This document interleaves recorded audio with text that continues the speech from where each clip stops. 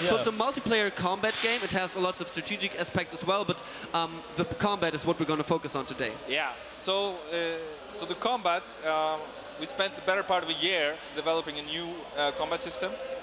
This is not just one, really. we invented and discarded around 7 or 8 different combat systems before we arrived on the system we have here, because it's extremely important for us. The whole team has thousands of hours in melee type games, so to get it right and at the same time make it relatively easy for new people to join in has been extremely important for us. Okay, so the general basics of the game are going to be, it's only going to be in multiplayer, and you can basically set up your character. Then how is it with loot, with weapons? How do you achieve all that and get all that? Well, that is the progression part. That is one of the most important aspects for us. We just want every character to feel unique. We have a very extremely detailed layer system. Like you can have 4 different body parts, but all those body parts actually are combined of different individual parts. So I didn't do the math, but there's multiple billion combinations in theory possible. Like you can combine your helmet with a different coif, and that alone has hundreds of thousands of. I have to say how important it is also to be unique in a melee game. Is totally different from being unique in a shooter. In a shooter, you see 3 pixels 100 meters away. You don't care how he looks like. Yeah.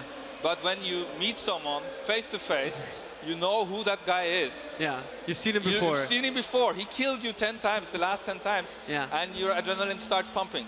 So to recognize others and letting others recognize you is extremely important in this kind of melee type games. Yeah, super. You want to play? Yeah. If we're ready, like I'm always ready to jump in and to check out the game itself. What do we want to play? Conquest. Conquest, all right. Let's show Conquest. Maybe let's start with Duel, no? No, let's start with Conquest.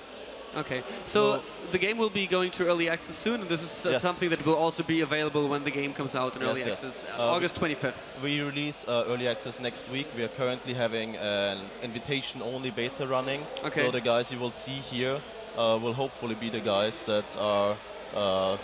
It's not that strict invitation only. If you can figure out how to join, if you do some research, we are sure that anyone can join this week in the open beta. 60 people online and this right is now. Okay, so this is the capture the flag game mode. Yeah. It is a mixture between classical Conquest and the capture the flag. We have like 2 stages. In the first one you have respawning, where you have to grab the flag, and the second one you have to defend it and attack it. It's still a temporary one. I have to admit we're not entirely happy with it. We're still working on it. There's still things we want to improve, but in general it already shows the amount of interactions and action you can see in our game. It's running super smoothly, like, and there's how many people right now in the game, and how many are you capped? Is there a cap for how many people can play in one session? Jacko, can you check? Oh wow! I think we're around 60 people now. Right now. Right now our limit is 200 players per server, but we do have plans to push that after early access and go a bit beyond that. We have to check. We have no idea how far we are capable of doing. We are confident that we can do 200 players in a server fighting laglessly, but once we are tuning the engine and making things better, we might be able to push that even further. And then there is no other game. It's our own engine actually. We developed this ourselves from scratch to make sure that we can do all of the things that we want to achieve. But you guys said you were coming from a modding background. Did you have any like gaming programming knowledge? Have you studied that? Have you worked? You've been through that as well. Let's say a large variety of people in our group with all the different kind of skills in our engine coder, CMP, Alessio. He's just extremely gifted. Okay. That's extremely important. So we're probably playing like an early game character now, which just has like sort of a club. Yeah. We call him the peasant. We call it a peasant. Yes. A peasant, peasant. Like it totally looks like a peasant. So in a direct combat with like a knight with a shield and a sword, do you even stand a chance to win the 1v1 combat? Yes, a good player will any day beat a let's say a highly level up player. This is the part of the game. It's extremely skill based. You can get better, and it doesn't really matter that much what kind of gear you have if you are good. Okay, so a bit about the combat system. It's live action. It always depends how you block. Is it also like where, and do you have to like see the strike if they're coming from up and down? Like, I mean, we have 8 directions combat for the two-handers, and a little bit different for shielders and other weapons. but you can strike from above. Oh yes, you can push. If you watch what Jack is doing right now, can you do the stance thing? Yeah. We have a fluid stance system, which means as long as you move the mouse around, you're actually blocking in that direction. Oh, you don't have to block in a specific direction. You can just meet the enemy strike when it comes in, but just dragging your mouse in that direction. Okay. That is our the thing that we worked a long time to actually figure out. It feels absolutely fluid. New players get it in roughly half an hour or something, and then they're pretty good at it already. And some people get it immediately. Yes. I've seen some people just jumping in and starting to kick ass, which is quite impressive.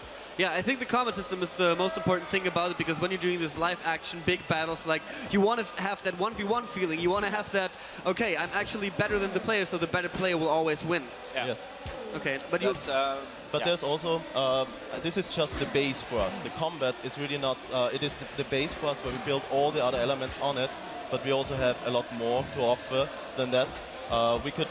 This is what we call the battlegrounds. This is where you just jump in every day, every night, whenever you want. You can just jump in. It's just normal PvP. Yes, but we also have the Epic. This is something we will develop throughout Early Access, but we can show already what will be in the first version of Early Access. Okay. Checo, if you could launch up the Epic map. Yeah, sure. So, of course, the common PvP system, as you said, like, you can jump in that any time if you want to play and kick some ass, but the whole game is basically more about building your empire, is it? Yes. It is a lot about diplomacy. It is a lot about alliances and fighting wars. We want to bring this huge warfare into this game with actual meaning. So we have this, what we call the Epic. This is the beginning of the Epic. This is a war map where you can send your troops around. You can recruit troops, you can send your troops around, and wherever those troops meet the enemy, a battle is staged for the next day. And so right now we see the colors, so this is like the people or the factions that have conquered that certain point of the map at the moment. Yeah. Yes, exactly. So these red squares, they are battle zones, where the battles that become generated by this layer, this strategic layer, they happen, of course, in the real game with real players, and you can join them and you can defend, and they're all scheduled. Yeah. So, because our problem was a little bit how do we solve the open world dilemma. It's like, very often you wake up in the morning and your castle is gone. Yeah. That you spent all weekend building with your friends. Yeah. Or the big battle that's coming up is 10 versus 10 people and it's lagging. Yeah. We are solving all this by focusing down, having an instant, very performant battle mode where you can really fight hundreds versus hundreds, and it really works. And at the same time, having scheduled battles so that a battle takes place the next day, 7 o'clock. You can call your whole clan, all your friends. Oh, it's basically like the old raid times in World of Warcraft. You're like, call up, be like, yo, we'll meet up at 8 p.m. and then we're gonna like go there and do it. So it's not as people are going to take away all your stuff while you're gone. No, other survival games. That's exactly our point. We want it to matter. We want the persistence is important.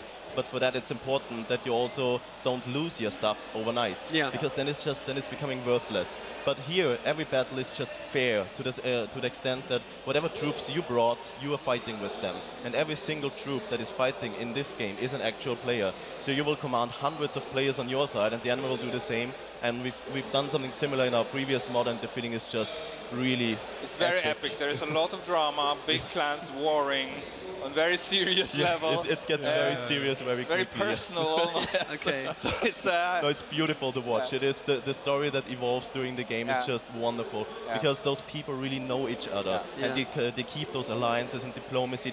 It naturally happens. It's not faked by us. People just do it by themselves. People just come up with the factions, but theoretically, like, one faction could conquer the whole map and be like, yo, we're reigning the world. Absolutely. That is actually why we decided that we will wipe the entire map every 6 months, because you have to be able to win. This is a board game. This is how we see.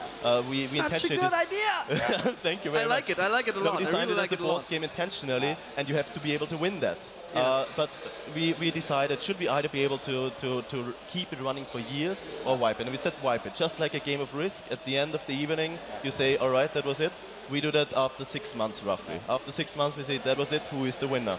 Okay. So you can absolutely win here. It's like a season or like the challenge, like 6 months. And this is also just the first part of what we call the Epic, which is the sandbox, which is going to open up underneath this map.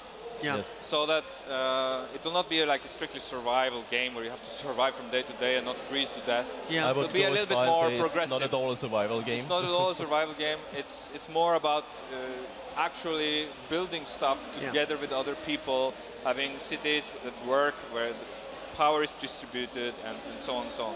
So about the system. So you're going out with early access, and the combat is the first thing that will be available. So the people this will be one of the most important things. You know, you come in the game and you have to defend yourself. We want that to be seriously the very best, most polished part of the game. Yeah.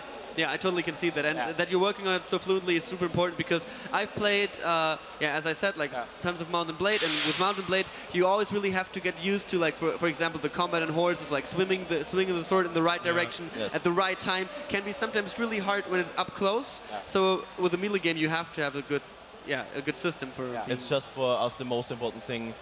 If those battles are not latency free and if they're not lagless, then it doesn't make sense. So this is why we design everything around the combat. Combat must be perfect for this game to work. Otherwise, it will not be what we want to have. Next interesting question will definitely be, I mean, the problem with early access games that many people have is they come out and then they just sort of like patch the game, but they don't really come close to the finished version. And the idea that you guys have is super great, and I couldn't wait for the game to be done and finished. And I bet there's also people out there that say, I want to wait for the game to be done. Like, what's your guys' plan? Like, how strong and firmly are you going ahead on saying, okay, we want to be done with this at that point, or what's the plan for the next months? So we have a very clear roadmap. Charles can talk more about it. It's we have a very clear plan for when we're going to finish what.